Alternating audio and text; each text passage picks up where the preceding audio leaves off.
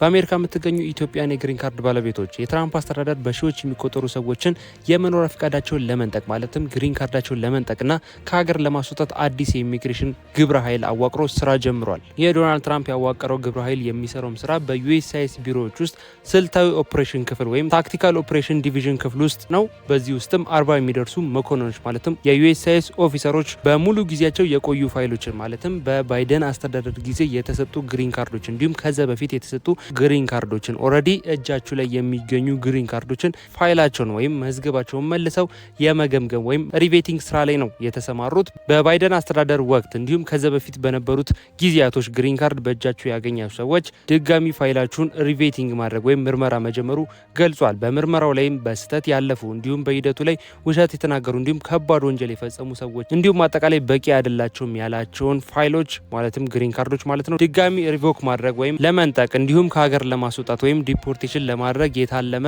አዲስ አሰራር ነው። ስለዚህ በዛሬ ቪዲዮ ኢትዮጵያን የግሪን ካርድ ባለቤቶች በሙሉ የትራምፕ አስተዳደር ያዋቀረው አዲሱ ግብረ ኃይል የሚሰራው ስራ እንዲሁም ራሳችሁን ከዚህ አደጋ እንዴት አድርጋችሁ ፕሮቴክት ማድረግ እንደምትችሉ አጠቃላይ የተብራራ ኢንፎርሜሽን የምሰጣችሁ ይሆናል። ሙሉ ቪዲዮን መከታተላችሁን እርግጠኛ ሁኑ። Hey friends, come on in. Type in freedom now.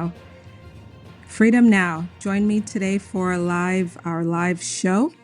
I'm Latoya McBean Pompey, an immigration lawyer in New York. As you're coming on board Facebook, you might be viewing me in two different ways right now. ነገር ግን ከዛ በፊት ነው ለማታውቁኝ ሰዎች ጆሲ ይባላል። እንደዚህ አይነት ከዩኤስ ኢሚግሬሽን ጋር የተገናኙ ቪዲዮዎች ነው ማዘጋጀው። ስለዚህ በአሜሪካ በምንም አይነት ሁኔታ ላይ የምትገኙ ኢትዮጵያን ቻናሉን ሰብስክራይብ ማድረጋችሁ እንዳትረሱ፣ ቪዲዮንም ላይክ ያደረጋችሁ መጀመራችሁን እርግጠኛ ሁኑ። ወደ ጉዳያችን ንግባ። የዚህን ዌብሳይት ሊንክ ዲስክሪፕሽን ቦክስ ውስጥ እንዲሁም የኮሜንት መጀመሪያ ላይ ያስቀምጥላችኋለሁ። እኔ ካብራራላችሁ ወይም ከነገርኳችሁ በተጨማሪ ተብራራ ኢንፎርሜሽን ማግኘት የምትፈልጉ ሰዎች ያስቀምጥኩላችሁ ሊንክ መጠቀም ትችላላችሁ። ሊንኩ ተጠቅማችሁ ስትመጡ ዌብሳይቱ ልክ በዚህ በምትመለከቱት መልኩ ይከፍታል።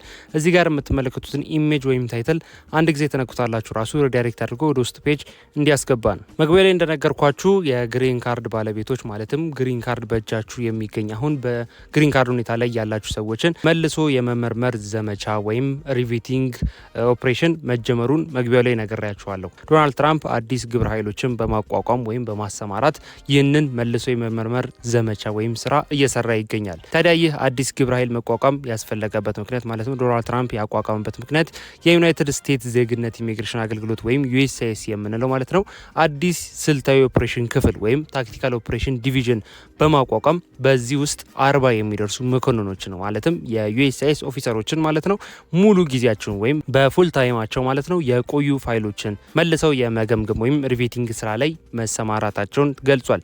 ይህም አዲሱ ታክቲካል ኦፕሬሽን ዲቪዥን የሚባለው ክፍል ሊቋቋም የተፈለገበት ዋና ዓላማው በባይደን አስተዳደር ወቅት በቂ ምርመራ ሳይደረግላቸው በስህተት ያለፉ እንዲሁም በሂደቱ ላይ ውሸት የተናገሩ ወይም ደግሞ ከባድ ወንጀል የፈጸሙ ሰዎችን ለመለየትና የነዋሪነት መብታቸው ወይም ግሪን ካርዳቸውን ለመንጠቅ እንዲሁም ከሀገር ለማስወጣት ወይም ዲፖርት ለማድረግ የታለመ ነው። ይህ እንደነገርኳችሁ በባይደን አስተዳደር ወቅት በቂ ምርመራ ሳይደረግላቸው እንዲሁም ከባይደን አስተዳደር ወቅት በፊት በነበሩት ጊዜያቶች ግሪን ካርድ ያገኙ ሰዎችን ድጋሚ ፋይላቸውን በሙሉ ነው ሪቪው የሚደረግ ወይም ሪቬቲንግ ስራ የሚጀመረው። እስካሁን የተመረመሩ መዝገቦች ማለትም እስካሁን ባለው ሁኔታ 2890 የሚሆኑ የግሪን ካርድ መዝገብ ወይም የአረንጓዴ ካርድ የምንለው ፐርማነንት ሬዚደንስ የምንለው ማለት ነው የተመረመሩ ሲሆን በዚህ ወቅትም 80% የሚሆኑት ምንም አይነት ተጨማሪ እርምጃ አያስፈልጋቸውም ወይም ምንም አይነት ነገር አያስፈልጋቸውም፣ በነፃ ተለቀዋል። ነገር ግን የቀሩት ወይም 20% የሚሆኑት ድጋሚ ምርመራ ላይ ይገኛሉ ማለትም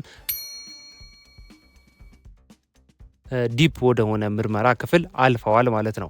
የትኞቹ ወንጀሎች ላይ ያተኩራሉ ወይ ደግሞ የትኞቹ ወንጀሎች ናቸው ግሪን ካርዳችን ወይም የትኞቹ ሁኔታዎች ናቸው ግሪን ካርዳችን እንድንቀማ እንዲሁም ከሀገር ዲፖርት እንድንደረግ ወይም እንድንባረር ምክንያት ሊሆኑ የሚችሉት የሚለውን ስንመለከት በተለይ የቤት ውስጥ ጥቃቶችን ወይም ዶሜስቲክ ቫዮሌሽን የምንላቸው እንዲሁም ደግሞ በስካር ማሽከርከር ወይም ዲዩአይ የምንለው በጣም ማይነር የሚመስል ወንጀል ነው። ነገር ግን በዲዩአይ ውስጥ የተሳተፋችሁ ሰዎች እንዲሁም ከጽ ጋር የተያዙ ወንጀሎች እንዲሁም ደግሞ የኢሚግሬሽን ማጭበርበር ወይም ፍራውድ የምንላቸውን የፈጸሙ ሰዎች ሙሉ በሙሉ ግሪን ካርዳቸው ይቀማል እንዲሁም ዲፖርት ይደረጋሉ ሲል ግብረ ኃይሉ አስታውቋል። ይህ ማጭበርበር ሲባል ወይም የኢሚግሬሽን ማጭበርበር ፍራውድ ሲባል ምን ማለት ነው? ግሪን ካርዱን በምታወጡበት ጊዜ ሊሆን ይችላል፣ ወደ አሜሪካ በምትገቡበት ጊዜ ሊሆን ይችላል፣ ወይም አጠቃላይ ፋይሎችን በምታያይዙበት ፋይሎችን በምታስጨርሱበት ጊዜ ትንሽም የምትባል ማለትም በጣም ማይነር የምትባልም ሊሆን ይችላል ማጭበርበር ወይም ደግሞ ማምታታት ያደረጋችሁ ሰዎች ካላችሁ አስቡበት። አሁን ድጋሚ ሪቪው እንደነገርኳችሁ ተጀምሯል። አዲስ ግብረ ኃይል በማቋቋም ታክቲካል ኦፕሬሽን ዲቪዥን በሚባል ክፍልን በማቋቋም ምርመራ መጀመራቸውን ራሳቸው የዩኤስሲአይኤስ መኮንኖች ገልጸዋል። በሁለተኛ ደረጃ የኢሚግሬሽን ቪዛዎች መታገድ ወይም ቪዛ ፖዝ የሚባሉት ናቸው። በ75ና 39 ሀገራት እገዳ ማለትም በዶናልድ ትራምፕ አስተዳደር ጊዜ የተጣለው ማለት ነው። ከዚህ በፊት በነበረው ጊዜ የተጣለው ለ75 ሀገራት የኢሚግሬሽን ቪዛ እገዳ እንዲሁም ለ39 ሀገራት የዩኤስሲአይኤስ ውሳኔ ማዘግየት ወይም የዩኤስሲአይኤስ ኬዝ ውስጥ ያሉትን ፖዝ ማድረግ አሁንም በተግባር ላይ ይገኛል። እስካሁንም ከዝርዝሩ ውስጥ የወጣ ሀገር የለም። ማለትም 75 ሀገራቶች ኢትዮጵያን ጨምሮ ማለት ነው። ያለው ነገር በዛው የጸና ይሆናል ሲል ገልጿል። ሌላው የክስ ሂደቱ ነው። የሱፕሪም ኮርት ይህንን ጉዳይ እንደያዘው ሁላችሁም ታውቃላችሁ። የቲፒኤስ የምንለው ጉዳይና 75 ሀገራቶች የቪዛ ክልከላ ማለት ነው የሱፕሪም ኮርት ወይም የፌዴራል ፍርድ ቤት እንደያዘው ይታወቃል። ታዲያ የፌዴራል ከፍተኛ ፍርድ ቤት ምንም የወሰነው ውሳኔ የለም። ምንም እንዳይንቀሳቀስ ወይም ስራ ላይ እንዳይውል ፖዝ እንዳደረገው ነው ያለው። ይህን ለማስታወስ ያክል ነው። ሌላው ማወቅ ያለባችሁ የግሪን ካርድ ባለቤቶች ማለትም በአሜሪካ የምትገኙ ኢትዮጵያን የግሪን ካርድ ባለቤቶች በመጪዎቹ ወራቶች የጣት አሻራ ወይም ባዮሜትሪክስ ልትሰጡ ትችላላችሁ። መንግስት የጀርባ ታሪካችሁን ወይም ከዚህ በፊት የነበራችሁን ባክግራውንድ ታሪክ በድጋሚ ለመመርመር የፈለጋቸውን ሰዎች ማለትም አንዳንድ ሰዎችን ላይፈልግ ይችላል፣ አንዳንድ ሰዎችን ሊፈልግ ይችላል። ታዲያ እነዚህን የፈለጋቸውን ሰዎች ለሁለተኛ ጊዜ የጣት አሻራ ለመውሰድ ሊጠራቸው እንደሚችል ይገለጻል። እንዲሁም ደግሞ ቃለ መጠየቅ ወይም ኢንተርቪውም ድጋሚ ሊደረግ እንደሚችል ታውቋል። ስለዚህ ካሁኑ ዝግጅት ማድረግ ይኖርባችኋል። ማንኛውም ሰው ልጅ ያላችሁም ልትሆኑ ትችላላችሁ፣ ባለትዳሮችም ልትሆኑ ትችላላችሁ፣ ወይም ምንም አይነት ሁኔታ ላይ ያላችሁ ብቻ ግሪን ካርድ በእጃችሁ የሚገኝ ሰዎች ለቃለ መጠየቅ ወይም ለኢንተርቪው ድጋሚ ልትጠሩ ስለምትችሉ ኤኒታይም ልትጠሩ ስለምትችሉ ማለት ነው መዘጋጀት ይኖርባችኋል። ለኢሚግሬሽን ቃለ መጠየቅ በጥንቃቄ መዘጋጀት ያው እንደምታውቁት ኢምፖርታንት ነገር ነው። በተለይም ከዚህ ቀደም የነበሩ ትዳሮችና የቀድሞ ማመልከቻዎችን ማስታወስ ያስፈልጋል። ይህ ምን ማለት ነው? ከዚህ በፊት ትዳር ካላችሁ ወይም ከዚህ በፊት የሰጣችኋቸው ምክንያቶች አሉ አይደል? በኢንተርቪው ወቅት ያደረጋችኋቸው ምክንያቶችን ማስታወስ፣ የመለሳችኋቸው መልሶች ማስታወስ። ምክንያቱም እነሱ መዝግበው ስላስቀመጡት አሁን በምትመልሱበት ጊዜ የተለያየ አይነት መልስ ከመለሳችሁ ያው ፍራውድ ወይም ማጭበርበር ተብሎ ስለሚያዝ ሌላ ችግር ውስጥ ልትገቡ ስለምትችሉ ከዚህ በፊት በኢንተርቪው ወቅት የመለሳችሁትን ጥያቄዎች የመለሳችሁትን መልሶች ማስታወስና መዘጋጀት ያስፈልጋል።